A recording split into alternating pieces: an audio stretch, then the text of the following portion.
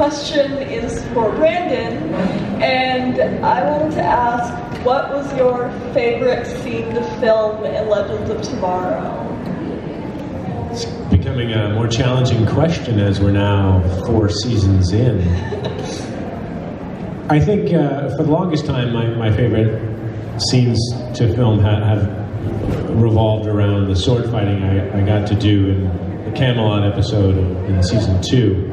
You know, Damien Dark, Ray Palmer, Sir Raymond of the Palms. That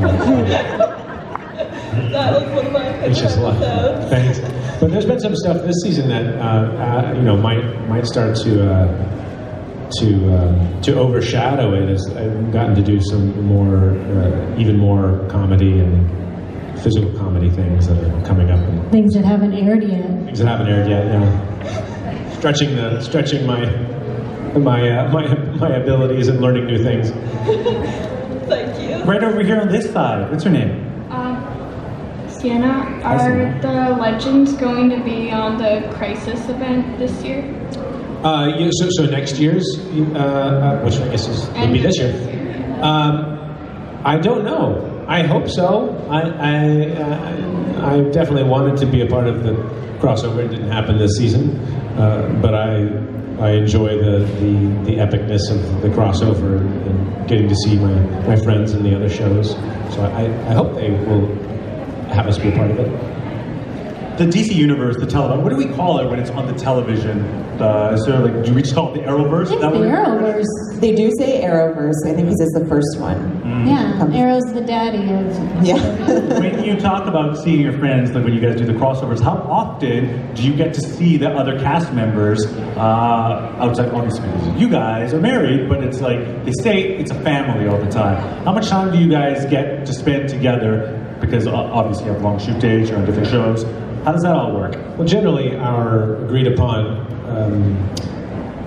annual meeting is the crossover, though that didn't happen this year.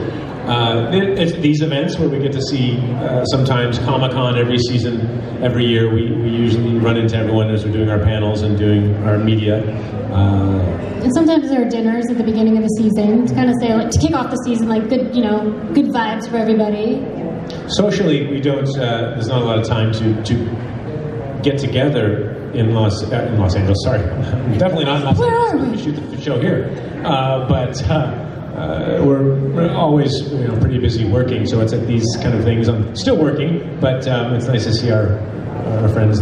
Do all the shows film in studios near each other? And is there like a common meeting place? Unfortunately, it'd be really cool if we all shot at the same studio, but the way the film industry in Vancouver kind of grew, they didn't end up having a big studio like a Warner Brothers or Paramount or Fox Studios, which have 20 to 30 sound stages, so you could fill almost that many shows there.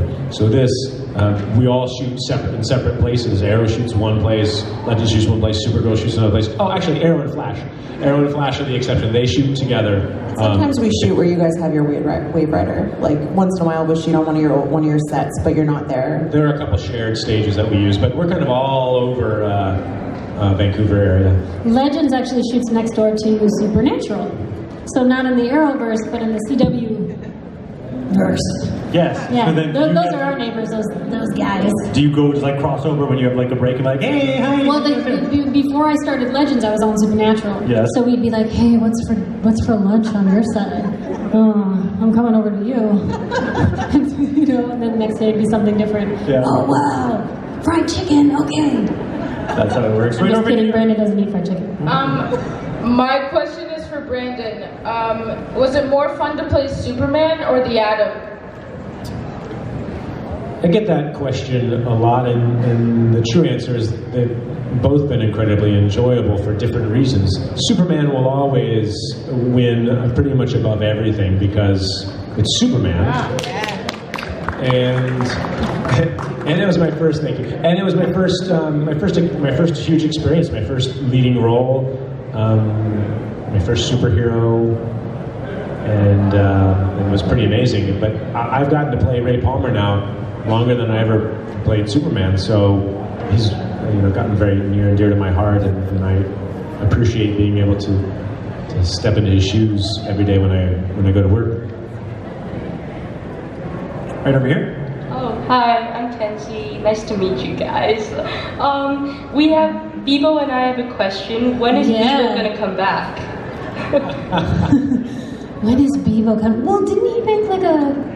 I feel like on the other shows we've mentioned him. Like we've had little plush Beebos, and like Yeah. when he's in the hospital, you bring him a Beebo. But we haven't had baby Beebo yet. I'm very jealous. in the world. Beebo definitely lives on in infamy a little bit more in this season than he's present in the show, I would say. He lives on in your heart. In your heart. Not that he won't be around, but he's a little bit more in myth, in whispers, in the wind. He gets mentioned. His lore is well known in the world, I think. He's mentioned anyway in some parts of the rest of the season. You're being very cryptic. Right over here. How fun is it to play Blood Canary? It is the most fun thing ever that I've ever done, ever. And it's also a huge honor. It's amazing. It's my dream job combined with like a dream I didn't even know I ever had, but it's really amazing. Being able to be a role model, being able to play somebody who's so strong and so powerful and who's got, metahuman powers, it's awesome. It's the best job you could ask for as an actor. When you guys are preparing for these characters, how much do you consult with comic books or the DC animated universe or other versions, especially for you? Like, I'm like, how many Black Canaries are there? Iterations of that, right? And I'm like, I can keep up. Do you guys look at those things, or do you go, no, we're making something fresh, I'm just relying on the script? My character started off as a child on Arrow, so I watched, to kind of infuse my brain with those childhood memories. I could watch those memories with Damien Dark and all those things. So that's kind of how I prepared and then kind of constructed my backstory from there. Yeah. I read maybe 2 comics like all the way through, and I looked up a lot of images and saved a lot of imagery of Black Canary because I felt like that was very much an iconic, like so much part of just who she was this. And even though I stray from the classic, visually from the classic version of Black Canary, I still wanted to capture her essence, but I didn't want to do too much of an homage to the comic or too much of an homage so I just wanted to see a little bit of everything and then take a little bit of everything and use it loosely, because it's not quite the Black Canary from the comics, and it's a new version, and there are many new versions on our show. But I thought it was important to just see what was there. My approach is, there are similarities and differences between the 2 characters that I've played in the comic book world. Superman, for sure, I had a wealth of information and reference in Christopher Reeve's performance, and that I was tasked with somewhat bringing his energy and following in his footsteps and energy for Superman Returns. So I didn't actually have to watch his films because I had seen them so many times as a kid. It left an indelible mark, and he was my Superman. So I felt very close to that energy. I did reference comics and listen to fans and know what people wanted, and felt like I tapped into the overarching spirit and energy of Superman, which is to be a beacon of light and hope for the world. Not only the United States of America, but transcending that and being the hero for the entire world. So that was really where I put my focus on that character.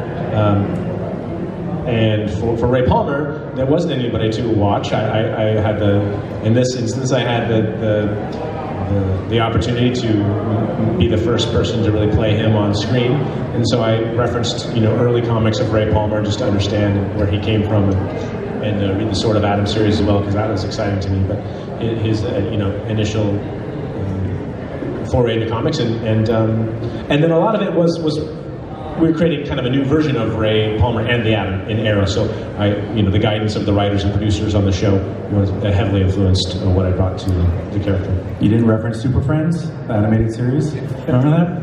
No, it's so good. You're part of a very small but public club of people who played Superman. Have you ever chatted with Henry or Tyler of what they thought the experience is now, that they've done a version of it? I've spoken to Tyler a little bit. We've, since we're kind of in the Arrowverse here, and appreciate the work he's been doing and doing good stuff over on Supergirl. I think he respects the character greatly, and I appreciate that about him. That's kind of one of the big things that unites anybody who plays Superman is tapping into that.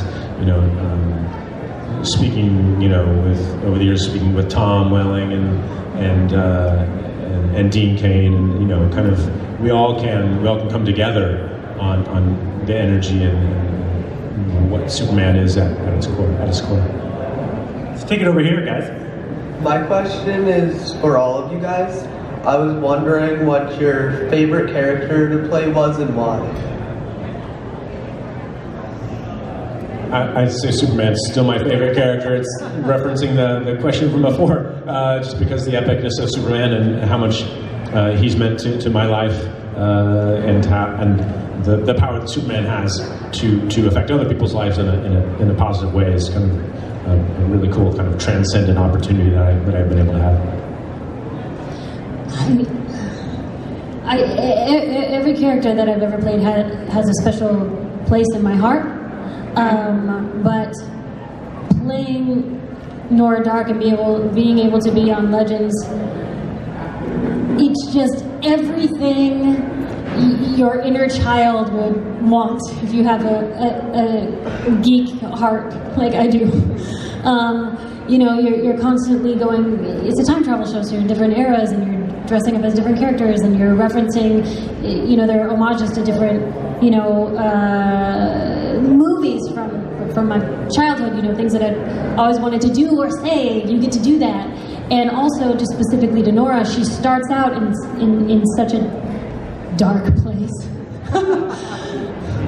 And her evolution, some of which you guys haven't seen yet, but we come back April 1st. Yay! Set your DVR! Or no, watch it live! Has been so extraordinary to be able to show that evolution of a human being, and to show, to be allowed to show so many different sides to a character, because you're not always given the opportunity to do that. So. I also have to say Dinah Drake, and it's mostly because it's the longest I've ever played a character. So you're saying, you can just evolve so much. You can do so much when you're playing a character for that long. Also, again, it's the most fun thing ever to play a superhero, and then to be able to do this, it's just, playing Dinah has been amazing. But there's also another little movie I did called If You Only Knew, which was none of you saw it. It was the most independent, tiny movie ever, but it was playing a young woman who kind of grows up and struggles, and she develops Alzheimer's, and at the end of the movie I'm aged. And that was also one of my favorites to do. And it's a movie no one will ever see. It was tiny, but it just really was very fulfilling as an actor. And so sometimes just certain characters really get ya, and that was another one. But Dinah for sure. Is it available on iTunes or Netflix or it's online somewhere? Maybe on Amazon. On Amazon. If you only knew. If you want to watch it, it's just. I know now. Yeah. Well, and now you know. What's a really early role that you guys did in your career that either you want us to watch or you do not want us to watch? I don't want to tell you if I don't want you to watch I want you to tell us. No. I'm definitely not going to tell you the one I don't want you to watch. I mean, one is plural. That's one. Just wipe it from our own memory. Yeah, no, that's gone. Oh, there's definitely stuff was not great. Treasure trove. Now I'm just thinking of all the bad things. Oh no, There's a lot. Brandon, you were in Christina Aguilera's video, What a Girl Wants. Yeah, my elbow and my knee. What? And my face. Half his face. Oh, that's it? Sometimes my full face is in there, yeah. Oh, really? Yeah, I was one of like 15 young, college-aged dudes hanging out in the room and then dancing and. We're gonna all have to like look at that, screen grab it, and tweet it at him. He's gonna be like, "Why did you tell him to do that?" What's your question over here? This was for Brandon. Where and when would you want the legends to visit next time? I've gone so many places now. When and where? I didn't get to do when we went to the Revolutionary American Revolution time, so around 1776. I stayed on the ship with Zombie Dom is all I can think. Zombie Mick and Professor Stein. So I didn't get to be a part of that, and it's one of my favorite times in American history. So I'd like to go back and be a part of an episode in that era. Right over here. What's your question? How much fun is it to play with Damien, to work with Damien Dark? Oh my goodness. Neal McDonough is just such a wonderful person, and he's an incredible actor. He's incredibly professional. He is the one that he is on time. He hits his mark. He has his lines. He lifts everyone up. He's always creating positive energy on the set, always. Whether it's real team player. Yes, he's a team player. We could be outside at 4 o'clock in the morning. It could be raining, and he's still trying to make everyone smile, make everyone laugh. And I really appreciated that about him. And he's wonderful to be in a scene with, because sometimes if you're doing something really emotional and the camera's on you but not on the other person, maybe because it's very tiring to bring up intense emotion so many times, the person on the other side of the camera maybe won't bring it because they're tired and they're not on camera. You're on camera, but it's so helpful when the other person can really bring it up and be there with you. And he always would, and I always appreciated that so much, because he didn't have to do that. Nobody has to do that, but he always would. And so I just for so many reasons, I have so much love in my heart for him. He's funny. He's really funny. So funny. Yeah, I miss. Right over here on this side. What's your worst or best blooper? Oh, jeez.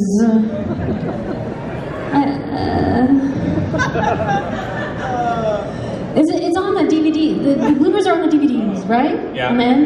Yeah. They have to. Mine's just one long bleep. What happened? Well, I just. They just have to bleep a lot because it just comes out because you're getting ready to. You're in the moment. Adrenaline's going. Your adrenaline's going. You're gonna fight. You're gonna whatever. Your heart's beating fast, and if you mess up, then it's just blah blah blah blah blah. Yeah, Expletive. I didn't fall. They didn't. I don't even know if that's in a blooper, but I was running out as Mollis and just went whoop, boom. Did you hurt yourself? I did. Really? I hurt my butt. Oh no. I broke my butt. You broke it. Yeah, I broke my butt. Well, I guess it's not a blooper, but one time we were filming. It wasn't a blooper because it wasn't on film, but I had a slip too in season 1. When I was going around the back, we were playing. We were doing a scene in a Wild West, and it was raining, and I was going back to craft service, which was behind. Anyway, long story. I slipped and I went airborne. I was wearing cowboy boots, which were slippery on a piece of wood, and I slipped. And my foot must have been like I imagine it like a cartoon, where like my feet did this and like spun around and I flipped up behind me and I slammed into the ground. Bruises all like this. He came home. He was like, I fell. Hurt my rib pretty bad. My ribs and was sore. Just on your way to get lunch. Yeah. And then we had to Never write a doing horse something cool. It's always like going to the bathroom, going to get lunch. Like, what about you? oh my God. every day is like nothing but bloopers. This never made it onto camera, but the first time I ever put, I can't believe I'm telling you guys this right now. The first time I ever put on my canary costume, it was very hot and everything was very sticky, and I still didn't know my way around the set very well. And I had to use a restroom. I went in there, I had to like literally like take off everything, like all my clothes were on the floor because it's a whole contraption. And because everything was so hot and like stuck together from just being in full leather, I peed all over myself. Okay? I peed all over myself. And then I hear somebody come in, and it was like definitely a guy's voice. So I'm like, oh my God, I just peed all over myself in the bathroom, and there's a man in the ladies' room. Like, what do I do? Like, not that it matters, but it made it more embarrassing for me. And then I realized, guys, I was in the men's room. Oh my God. I was in the men's room, pee everywhere, and I had to tell people because I couldn't take care of myself. So thank God it never made it onto the blooper reel, but that was my biggest blooper. No one will ever know. No, no, secret forever. We should. Wait, how long did it take to get it back on? Like 10 solid minutes. Oh my God. Okay. You should tell. What was the joke? What was your joke? So I think they should do like a sketch. It should be like a little sketch about superhero pee stories, or just how superheroes go to the bathroom. And it's like a mockumentary. Somebody did something online that our jails don't have any toilets in the Arrowverse. Oh, really? Yeah. Oh, I thought, right? Well, it is like in jail. the time jail and in your jails and everything, they're like, we're locking you up for eternity with no toilet. With no toilet. Yeah. No windows and no doors. No Not even a bathroom. Pee stories aside, what happens when you put the costume on? How does that change you? As a person, but then also as an actor playing that character. I'm a real jerk. So it's kind of similar with both Superman and the Atom, actually, because they both have a lycra spandex undersuit, or not undersuit, but suit. There's the blue, and then the Atom suit has just kind of a two-piece thing. It's black and red that goes on, and then all of the pieces that you see on the outside mostly are plastic. Recycled plastic, and gears and lightweight stuff, and they come on like armor, like a knight putting on a suit of armor. So and definitely as the Atom, I feel like that. I feel heroic. I feel the Atom, and you feel your body in a kind of a different way, because you have to stand up properly, and move kind of like a robot to a degree. And he has a special chair when he's the Atom. Special chair. Because he can't sit down in a normal chair. It's a lazy boy. And so it definitely helps both of those. You feel much more like the character than having all that in there. You feel more powerful and stronger, and you don't have to do as much pretending. Mine's just a leather jacket, so. A leather jacket can do a lot. It can make you feel very cool. Mine was only a leather jacket as well for the first season, and I actually loved it. I almost felt more badass sometimes, because I was like, I'm just a chick, but I can beat your ass. I cried like a baby the first time I put on my costume. Aww. I cried, and I sent pictures to my parents, and I just couldn't freaking believe it. But that's what my life was now, and I still sometimes feel that way. Question over here. Hi, I had a question for Brandon about. I learned to play bass for the movie. I learned to play the specific guitar riffs that I had that I play, and the song Black Sheep. I could play an actual band. So it was my first rock band experience, and we had band rehearsal. We're on the stage playing the song for real. It's not me recorded, like it's not my recording of my music, but I'm actually playing the song, and I actually learned to play all of the bass battle riffs. Again, you wouldn't want to hear my sound of it, because it's definitely not as good as what was done by the professional musicians. But I worked very hard learning how to make it look like I was really playing, and they didn't have to use a hand double for me. So that's pretty exciting. The movie as a whole was amazing. I mean, I wasn't aware of the novels, the graphic novels, before the opportunity came around, but I fell in love with them. Brian Lee O'Malley, genius stuff, and all the video game references, and all, it was pretty awesome, and I was into it, and I was a big fan of Edgar Wright. And going way back to Superman Returns, I remember filming down in Sydney, Australia, filming the movie, and on a weekend we'd go to the movies, my friend and I, who was down there with me, my cousin, and we saw the trailer for Shaun of the Dead. We're like, we gotta see this, we were so excited. And ever since then, we were huge fans of Edgar's, and so being able to work with him was amazing, and to work with the talented, other actors that are now also superheroes. I mean, how many was it? Chris was the only one. Chris Evans and I were both, I guess, superheroes before that movie came out. But now there's so many more who are fellow actors who are kicking butt in that world. Awesome. Thank you. Next question on the side. Hey guys, actually, I became an Arrowverse fan after when I started watching Flash, but I'm aware about all of your characters. So my question is, if you get a chance, or what other character other than your own character would you like to play? On the Arrowverse, in the Arrowverse? Yeah, in DC universe. For some reason, it'd be so interesting to be Supergirl. Yes. Stretch. You know what would be kind of interesting is if played like Jimmy Olsen. Be kind of a funny change. I guess Clark is similar to Jimmy Olsen, so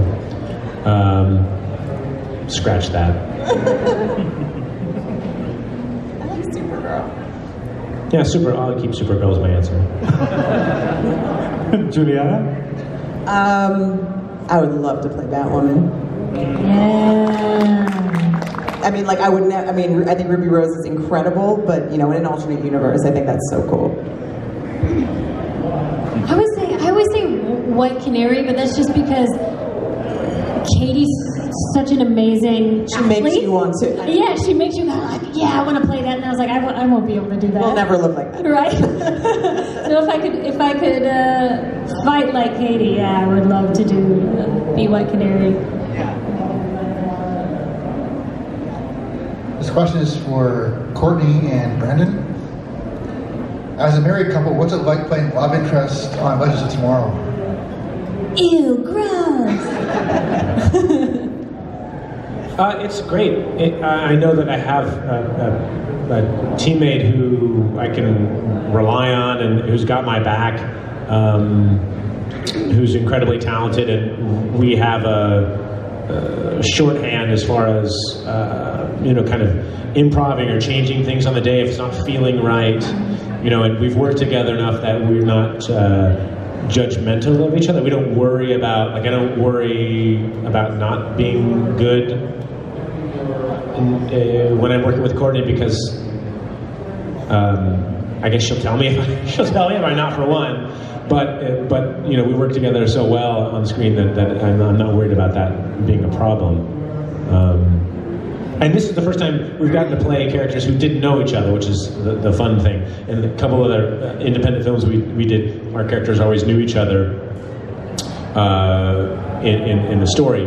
So this is the first time we kind of had have what we call a meet cute moment and stuff like that, and the back and forth antagonistic. We never got to antagonize each other. Yeah. But it was really fun. I mean, Ray's not really ever antagonizing Nora, but anyway, that dynamic has been a lot of fun, and to do comedy has been really great. It's been exciting. Courtney, what did you learn from being on other shows and watching married couples on that show bring to how you guys have a dynamic being on the same show and then living your life outside of the show? Yeah, that's a good question, because we get that sometimes. Oh, what's it like to be married in real life and be working together? But it's not weird to me for two reasons. One, because this is the fourth time we've worked together, but also my first two big experiences were on shows where the leads were married. On Dexter, Michael C. Hall and Jennifer Carpenter were married, and that was my first huge job, and I got to watch them all season, how they would interact at work, and I was always very impressed with their professionalism. And then my second job big job, was True Blood, and Anna Paquin and Stephen Moyer are married. And then I was on that for 2 seasons, so when my second season that I was on, I had our son, and Anna had her twins. So I got to see them as a married couple, but also Anna as a new mom, and an actress, and you know, it really, I took a lot from watching them. And so with this experience, I feel like I'm really bringing what I learned and what we learned to work. How much does your real life relationship influence the writers and the producers when they're creating this? Because Brandon, this is perhaps the first time that Ray has not been in a relationship. So there's a triangle. There's like adversary to the success of the relationship. But they're like, okay, you have a relationship with Courtney now. We don't make this work because we don't want to have a dramatic relationship. Has that influenced their decisions, or the fact that like, hey, maybe we'll put them together on a show because there's something in real life? Well, so I was on Supernatural before I came on to Legends, and originally it was just supposed to be a 3-episode thing. Just like they're like, just come on across the street and it'll be fun. And I was like, oh, okay. And then it just kept going. So I don't know. What do you think? I mean, there was no original. You know, whoever they were going to cast as Nora Dark was not set up to have a relationship with. No.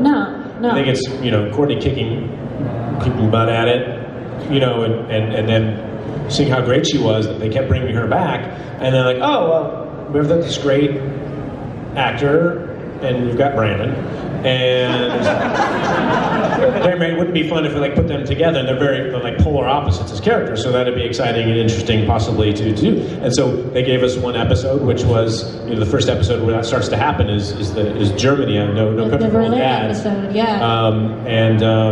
And we, you know, we came up with some fun stuff. I mean, it was a great episode, but then we also came up with some fun stuff on the day. Courtney's idea to beat me up in the car when we were getting interrogated by the Nazis, and that played really well. And we used that energy throughout the rest of the season. We were like, and they were like, and it just kind of. Because we played couples in all the stuff that we done. We were like, I don't know if we really want to do that in this show, you know. But they did it slowly, and you know, we kind of. They were doing it slowly. We were also kind of, as characters, pumping the brakes, you know, as well, which I think made the tension and made it work in a great way. A key, we talked about the costumes, but a key component of appearing as a superhero is the fitness aspect of it. Juliana, how do you get in shape for a role like this? Last night I ate 2 fried lobsters, 3.5 pounds to myself. Yes. And the happiness that it brought me. Endorphins. You burned all those calories off because you're good joy. Yes. You burn off joy calories. They don't even exist. I've been eating a lot of them. Seriously. No, the first, last season I was working out like 6 days a week, and it was very intensive, and I still get in at least 2 to 3 days now, but I think it's important to be physically present, so it's, you know, working out just helps you feel stronger, be stronger. This year my workout regime has changed though, like it's not my main focus. I wanted to focus more on character, so I think it's a lot about finding a balance. You know, to get to superhero shape. I mean, like if they tell you, hey, you're going to be in like a sports bra in 2 weeks, like I won't be eating fried lobster, you know. But there's a balance again.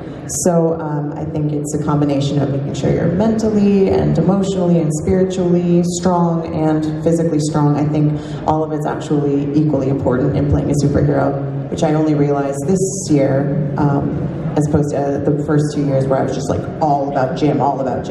And I feel a lot better and stronger now. Yeah. Brandon, what about your approach? Well, I'm a dad. So these real superhero. So, well, thanks, but that's just to say there's not a lot of time left over for a workout. So my workout starts with eating well, eating healthy, and I don't really get to the gym very often. So this season has been less than any other season. I probably went to the gym maybe a handful of times during the season, maybe 5 to 10. And that's just because I've done a lot of work in the past, and then I just, my diet is pretty dialed in, and that keeps my, I don't fluctuate that much because of it. If I had a role where I was going to have to do it more often, I would definitely step up the gym time a lot. But I've learned that you don't have to hit the weights hard as much as you have to be focused and have a plan and be kind to yourself as you're doing it, because there's no sense, lifting and hurting yourself to get there. You don't have to. You can do it in a more gentle way for your body. As you get older, you kind of understand that too. So. Well. Our son is huge, and he's fast, and he's 6, but he's as tall as I don't know. He's in like the 95th percentile. 50 inches tall, so he can ride all the rides at Disneyland. He can ride all the rides at Disneyland. Yeah, Brandon's 6'3". The pediatrician estimates that our son's going to be 6'5". Yeah. So that's the workout. You're just like, pick me up. You're like, oh God, help me, chase me. Like, no, make it stop. That's my workout. Yeah, I feel like you say you only go to the gym a couple times, but no, I bet every day you're working out because he likes to be thrown in the air. So you're doing these like. It's an urban workout. Yeah. The dad bod workout. He's a giant. The question over here. I have a question for Brandon. Do you have to actually change your weight and physical appearance for different roles? I mean, I have. The biggest change was for Superman. So I put on about 25 pounds of muscle for that. I lost a little bit of weight, leaned out, and then put on mass for that film. Which for me, it was the first time I'd ever lifted heavy. So, and I was only 24 at the time, so my body was ready for it. And I had a lot of people really that knew what they were doing helping me. So that's been the biggest one that I've had to change, my body for. Nothing else has been quite as demanding. I've had other roles where if there's ever a shirtless role, and I know I'm going to have to, dial my diet in even more and actually get to the gym or more. There might be a shirtless scene coming up. I don't know. Maybe I. Oh yeah, when we maybe come I dreamed back it. I don't in know. April. Yeah. Once a year. It's not too bad. So the once a year happened. You guys are filming here in Vancouver. Obviously, we mentioned long days and everything. But do you get an opportunity to go out and experience the city? And where do you guys like to go? Where are the kind of places you like to eat, or like take your son, or just hang out? Yeah, I love Vancouver. I've been up here more than anywhere else in the last 4 years. I've been in Vancouver more than I've been in Los Angeles, for sure. And it's a great place to raise a child. Great services for families, and we've been happy to have our son up here and enjoy the nature and everything that Vancouver proper has to offer. Great food, great seafood and sushi, and quality, healthy, healthy food options is great. Stanley Park's amazing. There's nothing like that in Los Angeles. I mean, there's hiking. We have to like dodge coyotes. I just always love somebody asked me one of the other actors who'd never been here before asked what is is there like a site to see or landmark or thing? And I said, well, I mentioned Stanley Park, but for me, I still think it's amazing. Every time I drive over the Lionsgate Bridge, going towards Grouse Mountain and West Vancouver and everything, I think it's beautiful and it's stunning to me, and that drive going through, even though there's terrible traffic on the way back. Don't do it. Never. It's great. Yeah? Well, we're big Cactus Club people. We go there a lot. You guys like Cactus? It's really good. I mean, it's a chain, but it's really good. And have you your baby might like this. Have you been to the Bird Observatory in, babe, where is it? Queen No, Elizabeth? I haven't seen it. Queen Elizabeth Park? Bird? Oh my God, it's like a bird, my husband's right there. It's like a bird sanctuary and it's a greenhouse. It's gorgeous and it's like just a beautiful view and it's tropical, so in the winter it's really nice and warm in there. He would love it. But do you have to like carry an umbrella? No, I've never been pooed on. No, it's amazing. I love it. It's so much nature. Yes. Oh, because of the bird. No, I don't know how we've never been crapped on, but no. How does they respect your bird, your canary It's nature? canary to canary. Birds of a feather. One last question from you, sir. Yeah, this is for Brandon. Later on in Legends, do you think your character will be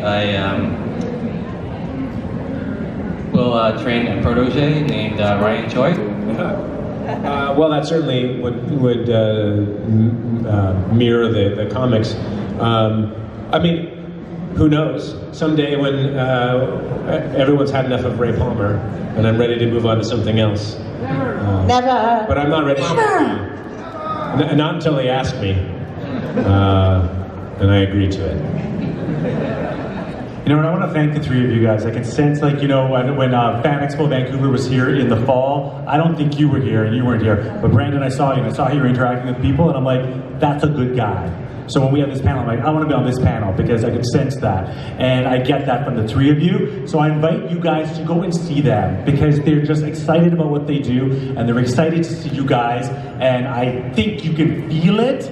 So go say hi to them. If you want to get an autograph, if you want to get a photo, go do that. They're here for like the rest of the day before we close. And so the show's almost done. So thank you guys for doing this. Thank you. Thank you guys so much for being here. Thank you.